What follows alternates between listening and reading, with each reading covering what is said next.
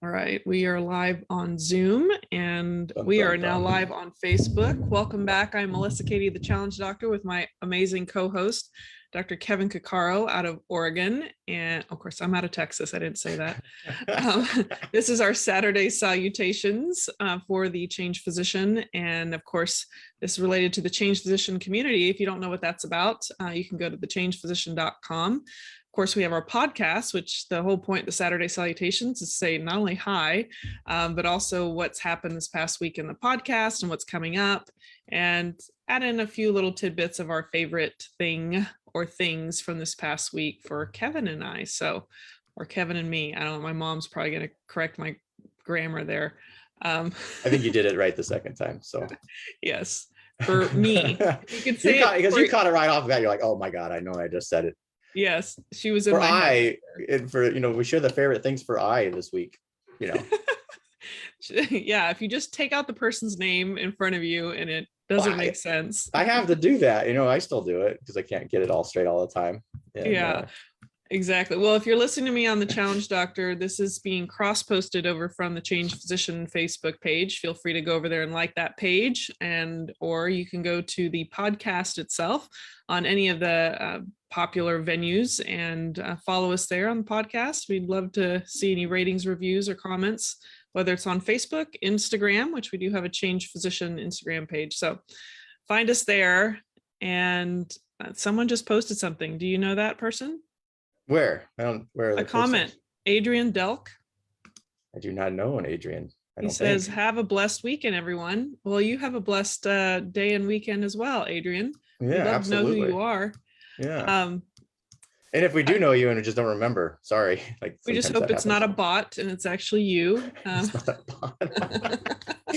That's like, what is really weird is on YouTube, we get like the bizarro comments on YouTube. Oh, yeah. There is some weird, and actually they're bad bots on YouTube stuff that they're posting on there, but we're very aggressive about making sure that only the clean content gets posted to the Change Physician Facebook or YouTube or iTunes station, etc. But not to say, Adrian, that you are bad in any way, but we appreciate your comment.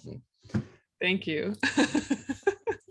Well, I guess, do you want to touch on what's happened in the past week for the podcast? What has happened in the past week? So we had 2 episodes on some really fantastic guests. That was Bill and Acacia Caterly. And the story, we've been talking about it for a couple weeks now, is they were roughly 33-ish, I think. And they're like totally burning out, working really, really hard, not seeing each other. I love the comment where they said they were passing like ships in the night because one was working during the evenings, the other one was working all the days.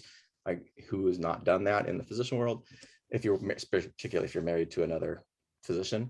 But they're like, hey, we're going to do something about this. And Billy has his head for numbers. So they plotted this course out. And then 5 years later, so when they were 38, they left the employed world. And just really inspiring because as we had talked about, we were always looking for data and evidence. And there's a lot of people talking about FIRE, and there's a lot of people talking about early retirement. There's people who are doing it. In fact, there's a lot of physicians who are doing it now, but they don't have that depth of time behind it. And having somebody who's done it 30 years in advance, 30 years pre-internet, really, 20 years pre-internet, I really liked it. Like, I thought it was really, really useful to hear their perspectives. I think it removes some of the fear associated with it. And so great episode, fantastic people, really encourage people to go check out their resources. And then we talked about it like I'm talking about it now, because I think I could just keep talking about this forever. But anyway. Yeah, no, that was a fantastic episode. That was released this past Thursday. And I don't know if we mentioned the episode before. I'm sorry. The deep chat is tomorrow. Yeah, the deep chat is tomorrow, but the episode back on the 1st of August that released, Why Nervous is Normal, we kind of dove into the realization that sometimes people try to medicalize this nervousness, but your body, humans are intended to protect themselves, like all animals are trying to preserve themselves. And so if there's anything that seems a threat, there are little things and big things that can make us feel nervous, and that it's okay. We dive a little deeper in that. You want to have any comment on that? Yeah, and we talk about that kind of the spectrum of emotion. This whole idea that you're supposed to be positive all the time and everything's supposed to be happy all the time and perfect all the time is complete and utter crap. You It's mean not it's true. not? I know it's hard to believe, but yes, it's not true. And that emotional spectrum is really necessary, understanding that there's ebbs and flows. I don't think I talked about it in that episode, but there's a quote from The Prophet by Khalil Gibran that goes into that, where he talks about really your sorrow carves these furrows, and it's those furrows that carved into your soul that fill with joy. So without having that spectrum, you really don't have a full emotional range. And then rather than making sure, saying that if I feel bad, that is somehow not normal, is to recognize that, yeah, if you're at the extreme and you're depressed and you haven't showered for 6 days and you're lying on your floor because you have no energy to move, yeah, absolutely, that's pathological. But feeling bad because something happened, or feeling nervous in a new situation, or going out to meet new people and getting butterflies, that's completely normal. Yeah. So you don't need Valium for that. You don't, Yeah. you're Breathe going through those it and know it, and see it for what it is, and recognize and acknowledge it. Like this is giving you information. Yes, important information. And if you go through it, like what you said, acknowledge it, accept it, and go through it, you'll come out on the other side stronger. And then Yeah. those new situations, you're actually more prepared for more stressful situations in the future. Right. Which I worry about the children that are not, you don't enable resilience building. Yes. By having them always avoid the uncomfortable feelings. And I think we talked about what's more compassionate, like that's the question. What's more compassionate? Well, and people as a parent, you never want to see your kids hurt, right? That's just, you want everything. It's very hard to take that step back, but the best analogy I think I ever heard for this was walking. Like a baby who's learning to walk, we don't sit there and go, oh my God, they're going to fall down and hurt themselves, don't stand up, which they could very likely do that. Instead, you monitor the environment and you make sure that they're trying to stand in appropriate settings. They may have a table that doesn't have sharp edges that will cut their heads open, but if they need to use that to stand up, and we're looking for good environments, and then we're supporting that environment. And your emotional development is the same way. And if you don't have kids that have an opportunity to fail in small steps, and then you are able to help them through those false steps, what happens is they graduate, they leave your house, and they have not developed that resiliency and skill set to cope with that. And that's sort of an epidemic. Like, we probably should do an episode on that sometimes, because these kids are going off to college and they are not emotionally prepared to do it, because they have been protected, and in this helicoptering that you want to do, you're actually harming your children when you're helicoptering so much. So that's a big deal to me, because you see it all the time, and it's hard. I mean, it is really hard as a parent not to do it, but to know that by helicoptering, you're actually impeding and hurting and harming your kids in the future. Man, yeah, there is such a lack of awareness for that. And when it comes to overprotection, like where's that line of like creating what you said, which I like, this environment, you create a place of safety, in sense, to me, it's creating as safe as an environment as you can without overprotecting, but also a place of love where they feel safe, they feel loved. So whether it's physical, like trying to, walk, or this emotional kind of internal experience that is just difficult, and trying to help guide them process those emotions.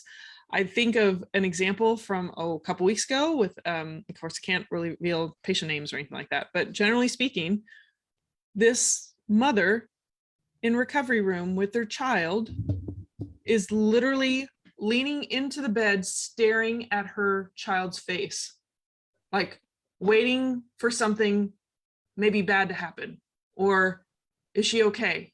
And I was like, okay, how am I going to handle this? Because I'm like, I basically just said, is there something wrong? And she's like, are you, oh, I said, no, I said, are you worried about something? Oh, yes, I'm always worried about something. I'm thinking, oh my dear God, this person, first of all, anyone staring at your face when you're waking up, is going to be incredibly threatening. Yeah. That's Like, not how you want to wake up. no. I'm like, how do people not get that? But yet in that person's belief system, they're the caring mother that's right there. I'm right there for you whenever you need me. I'm like, holy crap. Like, this is like terrible mothering. Like, but yet this person's thinking they're doing a wonderful thing. I'm like, how do you help people with this situation? Yeah, I Anyway, don't know. sorry, I had to let that one out because I was just like, I cannot believe I'm witnessing this right now. Well, yeah, there's a movie, old movie called like The World According to Garp, which had Robin Williams in it. Mm-hmm. And I never saw the full thing. And I was probably too young to understand what the hell was going on because it came out in the early 80s. But I just remember the scene when he was born and the mom comes in and he's sleeping peacefully in the crib. And she's like, oh, what's going on here? And she like shakes the crib and the baby starts crying. She was like, okay.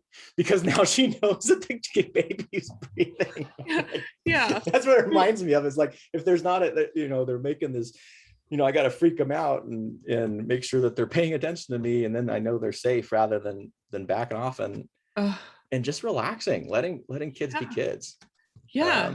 And people, your kids are feeding off your feelings, your emotions, your behaviors. It's not just what you're saying or what you think. I mean, it's amazing what this subconscious picks up on without even having to cognitively understand anything. Yes. Your baby, your child, your rabbit, your dog, your cat, it picks up on the environment and any potentially threatening. I mean, look at the people that walk amongst lions. They carry themselves in a way that seems as if they are big, confident. You what? I said, as if they're all lions. Yes. Like they impose themselves in a way so that they don't look like prey. I mean, so yeah, in public service announcements, so we are not saying go walk out in the middle of lions. Do Just not. like we're just saying don't go out like Grizzly Man and pretend that the bears are never going to eat you just because they didn't eat you the first time. Yeah. Yeah. But I'm just showing the extreme. Like there are ways that you can, even though the lion doesn't know what the hell you're saying or what you like. Well, that comes down to self-defense too. Yeah. So they've actually done interviews with hardened criminals and monitored how people walk and then ask, well, what does this tell? And like, well, that's somebody I would target, right? And a lot of it has to do with posture, and a lot of it has to do with that defensive posturing. If you see someone in a defensive posturing, that fear-based posturing, you're more likely in a lot of ways. I'm not, again, we're not blaming victims here. We know horrible, awful things have occurred, but there are things that you can do to simply recognize that there's little simple steps like walking confidently to increase your sense of strength and decrease a perception of weakness in others. We're going off topic here. We are, with parenting, but it's the same thing. Look how this all like applies to everything. How I walk to my car in the parking lot. I'm not going to look like I'm distracted and I'm kind of like hunched over, like I'm all depressed and not vigilant. I look around, I'm paying attention. I try to keep myself a little strong so I don't look like the weakest thing walking around, so that I'm not going to, less approachable when it comes to maybe, I mean, it's not 100%, but how you carry yourself, it's important. But it also is your parents aren't sitting there going, the world is a horribly dangerous place, so be scared all the time and be nervous, and when you're going to your car and there's a strange person, then hide and finker away, you get all this withdrawal and stuff. It's just, yes, the world can be dangerous. If you're in a dangerous environment, show a position of strength. If you're uncomfortable with where you are, get to a place where you are more comfortable. Make sure that you're, it's just smart and pragmatic. It is. And we tend to eliminate that. And if you haven't learned those skills, or God forbid, you have somebody like a parent that has been hovering over you, preventing you from even being aware of those episodes. In a bubble. We wouldn't do that to an immune system, right? The bubble boy. I love that. The bubble. They live in a bubble. You don't expose your immune system to anything. You get exposed to something, you haven't been prepared, you're going to get really, really sick. Right. Same way emotionally. Yeah. And immunity wise, it's probably good to be exposed little bits at a time instead of 20 different viruses and bacteria all at the same time. Absolutely. I would completely agree. So baby steps. Anyway. Baby steps. Yes. We did go off topic, but I think it's a very relevant thing to life itself. And certainly, and to reflect it back on those two episodes, certainly when it comes to new and challenging things, like if you were going to take those steps and you're going to take that moment where hey, you know what, I'm going to actually step away from this employed life, and I have enough savings. I have to be comfortable with that, comfortable with the uncertainty involved. You know, you don't want to just step off that bridge. Even through your professional career, there's things that you can do to challenge yourself and take little small steps and be comfortable with that uncertainty. Yeah. Anyway. Yeah. Well, that's a perfect segue into my favorite thing. Can I go with that? You go with your favorite thing. I'm sure it's amazeballs. Well, just wait and hear and see. Amazeballs, here we go again. So it's a perfect segue into this idea of vigilance and building resilience and anxiety, or all these different things we've kind of like revolved around this conversation. Because my favorite thing for this past week is I just gave a link to one of my anesthesia pre-ops that I do, thepainclass.com, that my co-host, Dr. Kevin Cuccaro, created. And I think you in the pain class are my favorite thing today, because I feel like it's nice to have a resource to be able to share with people that I know have had some chronic pain or chronic anxiety and all these different things that can be, we oversimplify them and they're quite complex, but metaphorically you've created this way of describing how pain is a very multifactorial, multiple inputs kind of situation. And it gives me the opportunity to send somebody to that 1 hour free class to help understand at least an introduction to a different way of looking at pain and personally anxiety, stress, all those different things. But anyway, that's my favorite thing. So thank you. Well, thank you. You just moved my favorite thing. Right? That was, you know, you put great things and you hope that people are getting some use out of them. And that's makes me feel good. I'm glad that that resource is there. There's another one. So the pain class is more clinically oriented, but whywehurt.com. Oh, yes. I try to take out a little bit. It's the same stuff. It's just that I put less clinical language in there as well. Oh, and, man. Yeah. And that's not my favorite thing. I really appreciate that. That's a favorite thing. And for those out listening, if you just take a couple minutes to really start updating your knowledge of pain, there's some very, very few things that pay the returns on pain, stress, pleasure, living, health, I think, than that. So anyway, it doesn't have to be the pain class. It doesn't have to be Why We Hurt, but certainly go out there and learn more about pain, preferably before you're actually experiencing pain. Makes it a little bit easier to do. But that's actually relevant to my favorite thing this week. Oh, well, other than that, my favorite compliment from my Amazeballs co-host. So did you catch my Amazeballs? You didn't. I didn't even get a reaction from you. Well, because I just sent the link. I wanted to correct the link. She may have already watched. I don't know. Anyway, but I just wanted to send the whywehurt.com to that person so that they could see from that vantage point. Is the pain class, is that free? They're all free. Pain class and Why We Hurt are both free. Okay, perfect. All right. I was worried that I sent something that anyway, so thanks. So Amazeballs, go ahead. Amazeballs. Yeah, Amazeballs. So I don't remember, 2 months ago, my favorite thing was a book by Adam Grant, who's a professor of psychology at, I think, Wharton, it's called Think Again. It's a really good book. And I don't remember what chapter, but he said something in there and I'm like, wait a second, I think I read something similar in something else. And needless to say, I got sidetracked away from Think Again. So I have not finished that book, but I've been rereading this one, which is by Dan Gilbert, who's the head of psychology at Harvard, Stumbling Upon Happiness. This is an older book. This was actually published in 2006. I know that name. It is a very good book. I started reading it backwards, and man, it's just fascinating. Like from a change physician standpoint, there's so much in here. And what I've been really enjoying is going back and rereading things after you've read something else, because there's this depth that comes out of it. And what this really, really made me realize was there's all these opportunities to sort of highlight and expand and amplify experiences.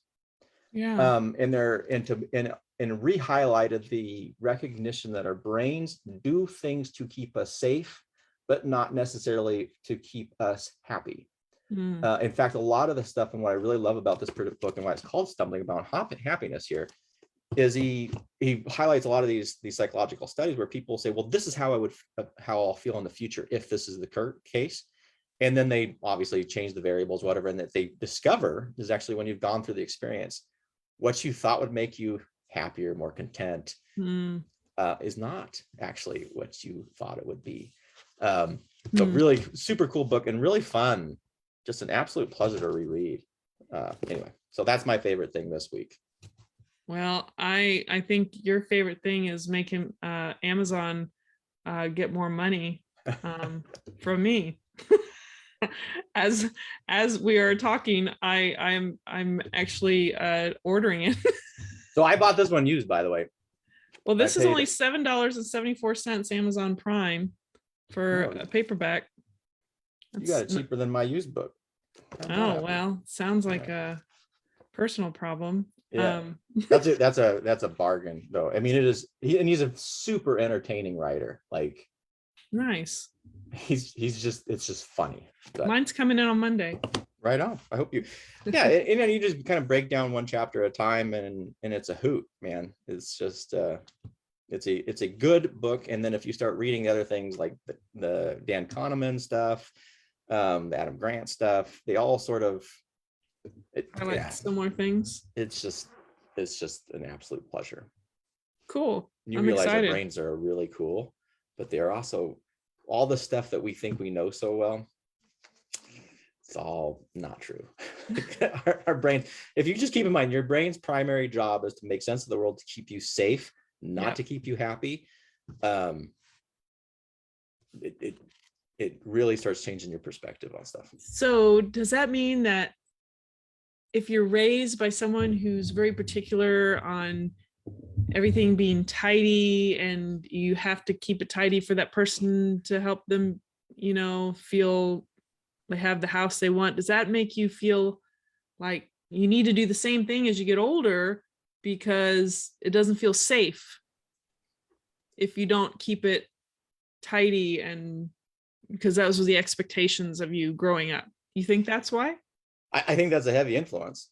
Yeah. Because that's learned behavior, right? So you have this young impressionable mind going through a neurodevelopmental state, and what it has learned is, if things aren't tidy, then my environment and my caregivers, right, may be distressed. So what keeps my caregivers, what keeps this in balance, whatever the feng shui term is about environmental balance, is tidiness.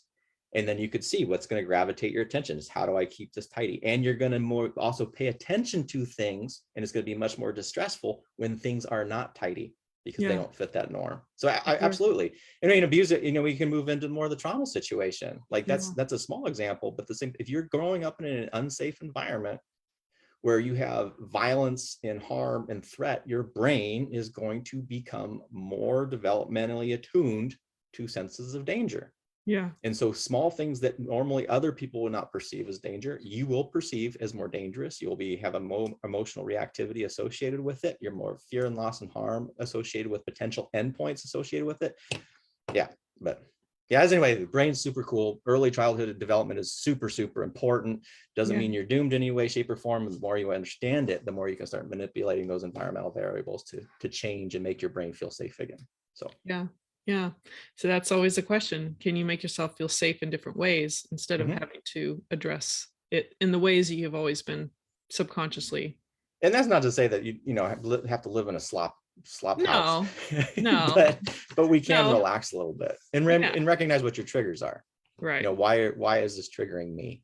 Yeah. What else? What is this is beyond just the superficial stuff. So yeah, no, it's all good stuff. Well, cool. Do you want to take us out? That's a good place to end. Sure. Sounds good. So everybody, this is the Change Physician podcast. Thank you for joining us today on Saturday Salutations. I hope you have an amazeballs weekend, just like my co-host here is going to have an amazeballs day, because she's an amazeballs individual, just like you. If you are interested in seeing us live, join us on Facebook. If you're interested in seeing our faces, particularly my co-host face versus my bald head, please join us on YouTube at The Change Physician, or you can listen to us on any of your favorite podcast stations and join the community at thechangephysician.com. Stay safe, and I will talk to you along with Dr. Katie, the Challenge Doctor. Yes. A week from today. That's right. Take care till next Saturday, and watch some of the episodes or listen to them on your podcast. All right. Take care, folks. Bye.